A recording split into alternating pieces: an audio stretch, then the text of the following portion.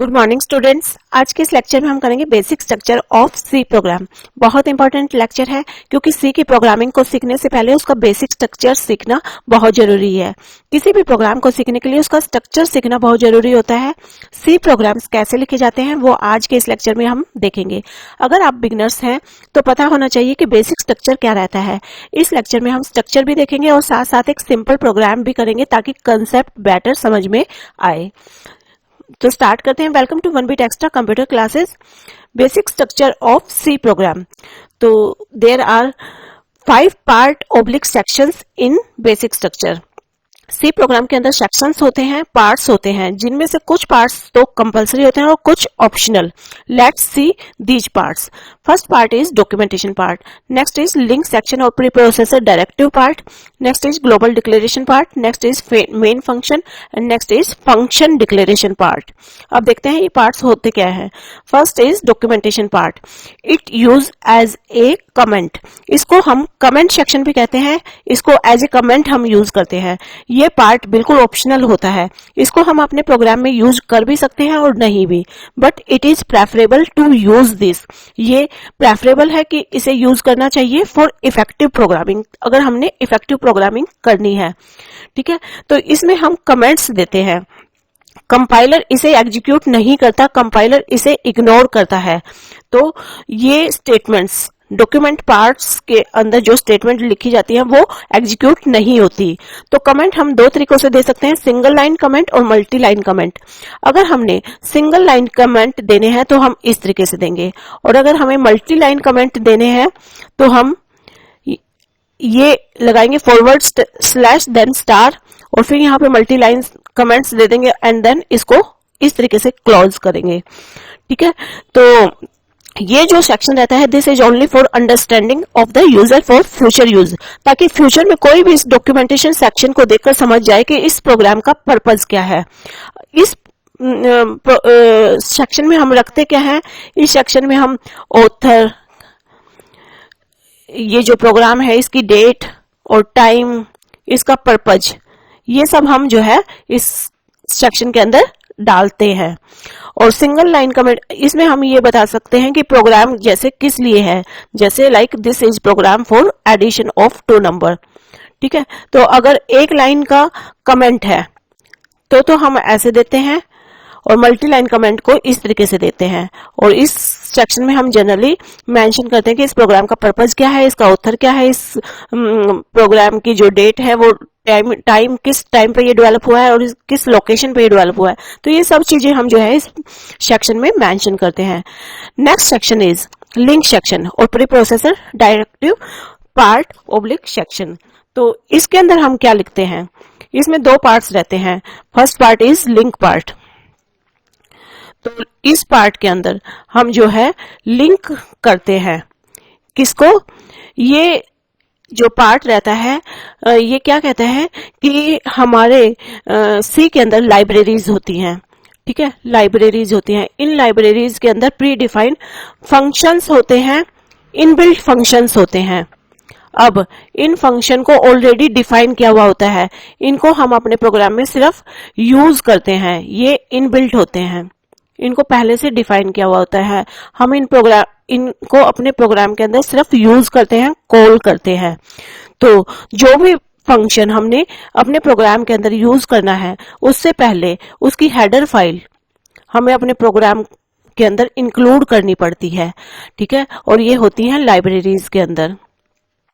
अब जो भी हेडर फाइल, जो भी हमने फंक्शन यूज करना है उसकी हेडर फाइल पहले हमें अपने प्रोग्राम में इंक्लूड करनी होती है, लिंक करनी होती है। तो लिंक पार्ट में हम जो है लिंक करते हैं, और फॉर एग्जांपल कैसे करते हैं, लाइक हैश इंक्लूड स्टेटमेंट से ये हम करते हैं। तो हैश क्या होता है, ये होता है प्री प्रोसेसर डायरेक्टिव। हैश को बोलते हैं प्री प्रोसेसर डायरेक्टिव।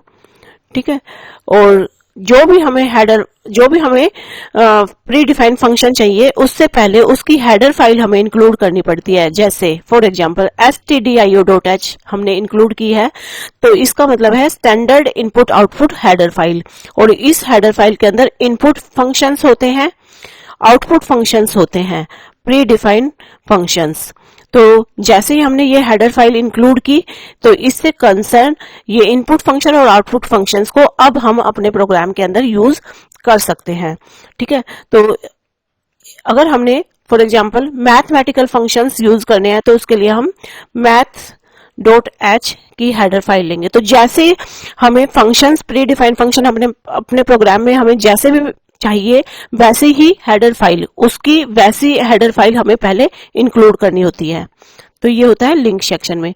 तो हैश इंक्लूड करके हम जो है लिंक करते हैं हेडर फाइल्स को। Next part is that is declaration part. ठीक है, ये दूसरा पार्ट रहता है और इसमें हम क्या करते हैं, डिक्लेरेशन पार्ट, इसका यूज हम मैक्रो में करते हैं, सिंबॉलिक कांस्टेंट में करते हैं। फॉर एग्जांपल, जैसे अगर हमने कोई भी कांस्टेंट वैल्यू डालनी है तो उसका सिंबॉलिक नेम हम इस सेक्शन में देते हैं।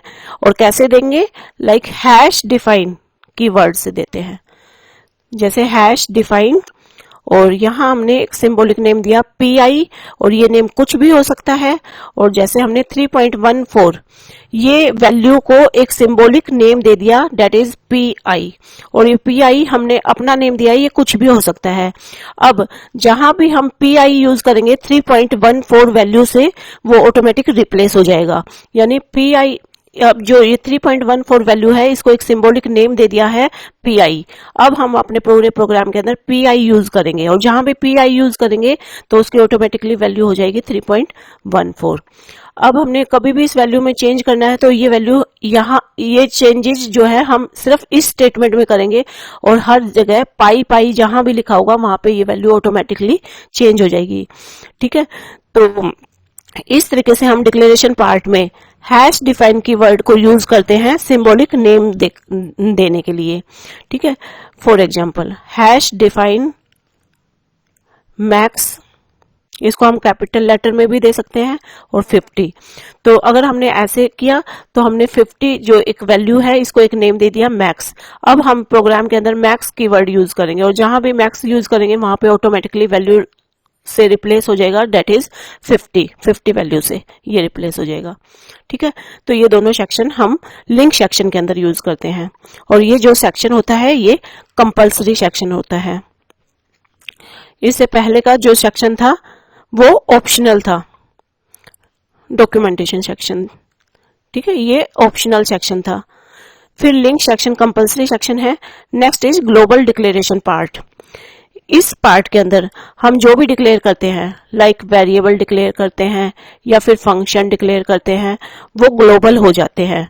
ग्लोबल का मतलब इसके अंदर हमने जो भी डिक्लेयर किया उसको हम पूरे प्रोग्राम के अंदर कहीं भी यूज कर सकते हैं, वो ग्लोबल हो जाते हैं।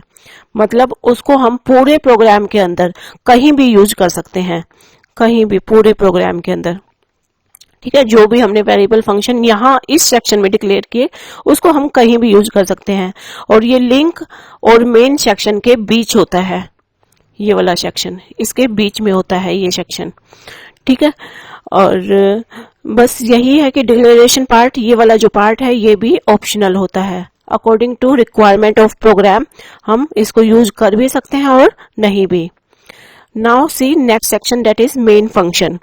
अब मेन फंक्शन जो है ये कब फंक्शन की पहचान होती है ब्रैकेट, तो ब्रैकेट से जो है कोई भी फंक्शन बनता है। अब मेन फंक्शन इसकी बॉडी रहती है ओपनिंग ब्रेस और क्लोजिंग ब्रेस के बीच। ये जो मेन फंक्शन है ये कंपल्सरी सेक्शन रहता है। अब हर एक सी प्रोग्राम के अंदर मेन फंक्शन होता है और ये हर प्रोग्राम में जरूरी होता है और ये हर प्रोग्राम में सिर्फ एक ही होता है, ओनली वन, सिर्फ एक होता है ये, और हर प्रोग्राम के अंदर होता है क्योंकि कंपाइलर अपनी एग्जीक्यूशन इसी फंक्शन से स्टार्ट करता है। ठीक है, तो इसके अंदर जो स्टेटमेंट्स होती हैं वो declaration statement and next is executable statements, ये होती हैं। तो हम according to the program requirement हमें जो यूजर है, हम अपने प्रोग्राम का लॉजिक यहीं पे लिखते हैं। ठीक है, वन बाय वन करके हम अपना सारा लॉजिक लिखते हैं और कंपाइलर यहीं से आता है और प्रोग्राम की एग्जीक्यूशन इसी से ही स्टार्ट करता है। तो ये बहुत कंपल्सरी सेक्शन रहता है, यानी ये सी के हर प्रोग्राम में जरूरी है, होना ही चाहिए, और ये सिर्फ एक ही होता है। ठीक है, और यहीं से कंपाइलर अपने एग्जीक्यूशन स्टार्ट करेगा। ये कंपल्सरी सेक्शन है। इसमें जो स्टेटमेंट्स रहती हैं वो डिक्लेरेशन स्टेटमेंट, एग्जीक्यूटेबल स्टेटमेंट, जो पूरा लॉजिक है सारा लॉजिक हम यहाँ लिखेंगे, यहाँ पे एग्जीक्यूटेबल स्टेटमेंट्स लिखेंगे, और इन्हीं एग्जीक्यूटेबल स्टेटमेंट के अंदर जो भी चीजें हम यूज करेंगे उनको पहले हम यहाँ डिक्लेयर कर देंगे। ठीक है, next we see the next section, that is function declaration part oblique section. अगर हमने किसी फंक्शन को बनाया, ठीक है, ग्लोबल डिक्लेरेशन पार्ट में उसको डिफाइन भी कर दिया, जो पिछला ग्लोबल डिक्लेरेशन पार्ट था उसके अंदर हमने उसको अगर डिफाइन कर दिया ग्लोबल डिक्लेरेशन सेक्शन के अंदर, तो फिर इस पार्ट की जरूरत नहीं होती, यानी ये ऑप्शनल रहता है। अगर ग्लोबल डिक्लेरेशन सेक्शन में हमने कोई फंक्शन डिफाइन कर दिया है तो अब इस पार्ट की जरूरत नहीं होती। ठीक है, लेकिन ग्लोबल डिक्लेरेशन पार्ट में अगर हमने उस फंक्शन को सिर्फ डिक्लेयर किया है, डिफाइन नहीं किया, सिर्फ डिक्लेयर किया है, ग्लोबल डिक्लेरेशन सेक्शन के अंदर अगर हमने फंक्शन को सिर्फ डिक्लेयर किया है, तब इस पार्ट की जरूरत होती है। यहाँ पे फिर हम क्या करते हैं, उस फंक्शन को डिफाइन करते हैं, क्योंकि डिक्लेयर वहां क्या है, डिफाइन हम यहाँ करेंगे। ठीक है, तो ये पार्ट जो है ऑप्शनल होता है, अकॉर्डिंग टू रिक्वायरमेंट हम जो है इस पार्ट को रखते हैं। Next we see the basic structure of C program. अब हमने सारे सेक्शंस देख लिए और अब हम देखते हैं इसका एक छोटा सा एग्जांपल, हैश इंक्लूड stdio.h। सबसे पहले ये हेडर फाइल हमने यहाँ पे इंक्लूड की, और ये हेडर फाइल है standard input output header file. और जैसे ही हमने ये हेडर फाइल इंक्लूड की, अब हम इस हेडर फाइल के इनपुट फंक्शंस और आउटपुट फंक्शंस को अपने प्रोग्राम के अंदर यूज कर सकते हैं। फिर हम लिखते हैं लाइक रिटर्न टाइप मेन। अब ये जो रिटर्न टाइप है, हम जो ये मेन फंक्शन है इसकी रिटर्न टाइप बताएंगे। अब ये रिटर्न टाइप जो है इंट हो सकती है या फिर वॉइड हो सकती है। ठीक है, या कोई भी हो सकती है। अगर ये इंट होती है तो ये इंटीजर वैल्यू रिटर्न करेगी, और वॉइड का मतलब होता है कि वैल्यू लेस मीन्स नथिंग, मतलब ये कोई भी वैल्यू रिटर्न नहीं करेगी, और इंट है तो इंटीजर वैल्यू रिटर्न करता है ये मेन फंक्शन। ठीक है, और इसके अंदर जो स्टेटमेंट्स होती हैं वो लोकल मानी जाएंगी, क्योंकि ये इस फंक्शन के अंदर डिक्लेयर हो रही हैं, तो ये लोकल डिक्लेरेशन होती हैं। और ये लोकल डिक्लेरेशन हम किस चीज की करते हैं, लाइक वेरिएबल्स की। तो पहले वेरिएबल्स को हम यहाँ डिक्लेयर वगैरह करते हैं, फिर हम स्टेटमेंट्स यूज करते हैं लाइक प्रिंटफ स्टेटमेंट। ठीक है, और प्रिंटफ स्टेटमेंट क्या है, ये एक आउटपुट फंक्शन है। ठीक है, और कहां से आया है, stdio.h से, तो इसमें हम आउटपुट फंक्शन यूज कर देते हैं लाइक दिस। ठीक है, और हर एक स्टेटमेंट एंड होती है विद सेमीकोलन से, ये सेमीकोलन है। हर एक स्टेटमेंट को मेन फंक्शन के अंदर सेमीकोलन से एंड किया जाता है, फिर इसको क्लोज कर दिया जाता है जब सारा लॉजिक फिनिश हो जाता है। तो इस तरीके से हमने जो है सी के प्रोग्राम को लिखना है। अब देखते हैं एक छोटा सा सिंपल प्रोग्राम। ठीक है, this is the program to print message. अब हमने यहाँ पे ये एक सिंगल लाइन कमेंट दे दिया, तो इसको इन जो है सिंबल से हमने इसको दिखाया, क्योंकि ये सिंगल लाइन कमेंट है। फिर हमने इंक्लूड की दो फाइल हेडर फाइल्स, एक तो standard input output header file, और ये है console input output header file. अब console input output header file से हमने एक प्री डिफाइंड फंक्शन उठाया, दैट इज getch। और getch फंक्शन क्या करता है, ये आउटपुट स्क्रीन को रोके रखता है तब तक कि हम एंटर ना प्रेस कर दें। ठीक है, तो आपके आउटपुट स्क्रीन को रोक के रखेगा। अगर हम ये फंक्शन नहीं लिखेंगे तो आउटपुट स्क्रीन रुकेगी नहीं, एक बार आउटपुट स्क्रीन आपको दिखेगी और दोबारा से आपकी कोड स्क्रीन आ जाएगी। तो आउटपुट स्क्रीन को तब तक अगर आपने रोके रखना है जब तक कि आप एंटर ना प्रेस कर दें, तो उसके लिए आप ये वाला फंक्शन यूज करेंगे। और इस फंक्शन को यूज करने से पहले इस console input output header file को हमने यूज करना होता है, और ये है standard input output header file. और इसमें क्या होते हैं, इनपुट फंक्शन और आउटपुट फंक्शंस। तो इनपुट फंक्शन रीड करने के लिए और आउटपुट फंक्शन मैसेज को प्रिंट कराने के लिए, शो करने के लिए आउटपुट को। तो इसका एग्जांपल है प्रिंटफ फंक्शन, और इनपुट फंक्शन का एग्जांपल है दैट इज स्कैनफ फंक्शन। ठीक है, तो अब हम इन फंक्शंस को अपने प्रोग्राम के अंदर यूज करेंगे। पहले हमने हेडर फाइल यूज कर ली, ठीक है, हेडर फाइल इंक्लूड कर ली, और अब हमने मेन फंक्शन यूज किया। इसका रिटर्न टाइप दिया void, इसका मतलब वैल्यूलेस, मतलब कुछ रिटर्न नहीं करना। अब बॉडी स्टार्ट की और इसमें सिंपल प्रिंट एफ फंक्शन दिया और इसके अंदर एक सिंपल सा मैसेज लिख दिया। अब जो भी मैसेज हमने लिखा वो एज इट इज प्रिंट होगा आउटपुट स्क्रीन पर, ठीक है। और स्टेटमेंट को एंड किया विद सेमीकोलन। अब गेट ch एक फंक्शन यूज कर लिया जो कि था console input output header file से, और इसका काम है आउटपुट स्क्रीन को रोके रखना, ठीक है। और सिंपल सा प्रोग्राम करके हमने बॉडी फिनिश की मेन फंक्शन की। अब कंपाइलर आएगा, एग्जीक्यूशन यहां से स्टार्ट करेगा और एक सिंपल सा मैसेज प्रिंट कर देगा, ठीक है। Okay students, this is all about basic structure of C program. अभी हमने बिल्कुल स्टार्टिंग की है, बिल्कुल छोटा सा प्रोग्राम किया है। अब हम आगे बढ़ेंगे और धीरे धीरे करके हर चीज को बहुत इजी वे में और बहुत जो है स्किलफुल वे में सीखेंगे। ओके स्टूडेंट्स, सब कुछ अच्छे से सीखने के लिए हमारे साथ बने रहें इस चैनल को सब्सक्राइब करके। लेक्चर अच्छा लगा हो तो इसे लाइक शेयर भी जरूर कर दें। Thank you, bye bye, have a nice day.